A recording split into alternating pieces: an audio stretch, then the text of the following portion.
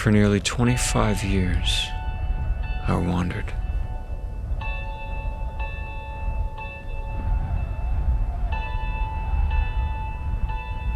I was born in 1968 to a good family, though we didn't believe in God.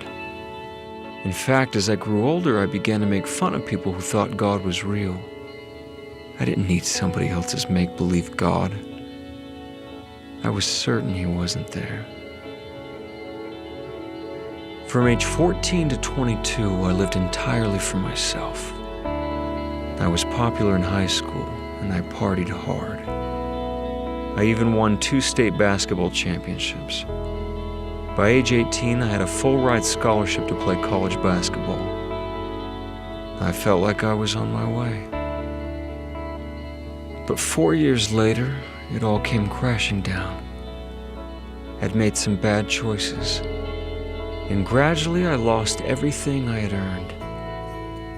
I'll never forget the day, at age 22, on a Thursday, that I decided to end my life. I sat in the school cafeteria that day, thinking about how I was going to do it, how I would spend my last weekend on Earth, when I overheard 2 girls at a nearby table talking about fasting and prayer. I interrupted, asking them what fasting was. One of them told me it was something they did when they wanted help from God. It seemed so silly, but I listened, intrigued. That night, all alone, I knelt down and prayed for the first time in my life. I told God that I was going to fast, that I'd go without food and water for 24 hours, but that I wanted him to show himself to me. So I fasted. And for the first time in 8 years, I went without drugs and alcohol. But by the next day, nothing had happened. I didn't want to end my life anymore, but God never spoke to me. So I forgot about the whole thing. I knew he didn't exist. I went on with my life. And then oddly, a month later, an old friend called inviting me over. A friend I hadn't seen in 5 years. So we hung out one day, catching up on old times. When out of the blue, he said, "Todd, I don't know how to tell you this. I was scared to even invite you over. But yesterday I had a strong impression from God to call you. And God impressed me to tell you that he needs you on his side. Today." I was speechless. Was God real? Had he answered my prayer? Had he sent someone to me? I couldn't believe it, but he had.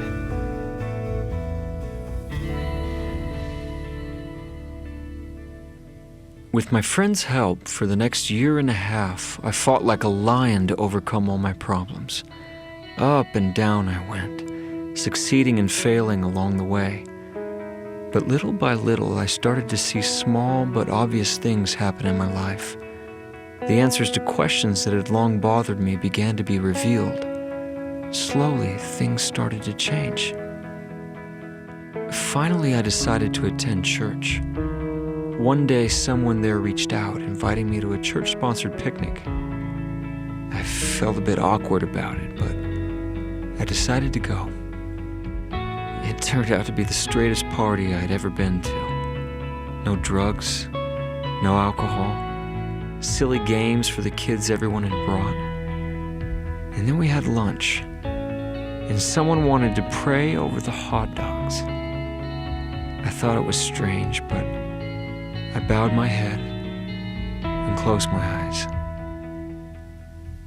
And then my life changed. 2 years after that initial fast and prayer, 700 days after I had pleaded with God in my closet, I felt something I had never felt in my life. Something 20 times stronger than any drug I'd ever taken. It was as if someone were hugging me, as if someone were telling me I was home, that these people were good, and that I needed to be with them, that God was there, and that He knew me by name, and that He loved me. I had always thought that if God were to manifest Himself to me, that He would come down in a lightning bolt, or in a great clash of fire. But I learned that day at the picnic that I was wrong. I realized that it is part of our condition as mortals to sometimes feel as though we are surrounded by darkness. But even though we may feel lost, that God promises to illuminate the way before us, no matter how long it takes. For 2 years, God had nurtured a questioning soul. Little by little, He had given me as much as I could handle, until the day I was humble enough to hear fully what He wanted to tell me. I also learned by my own experience that spiritual light rarely comes to those who merely sit in darkness, waiting for someone to flip a switch. It takes an act of faith to open our eyes to the light of Christ. 20 years later, I still don't know everything, but I now know who I am. I know who God is, and I know that God's light is real.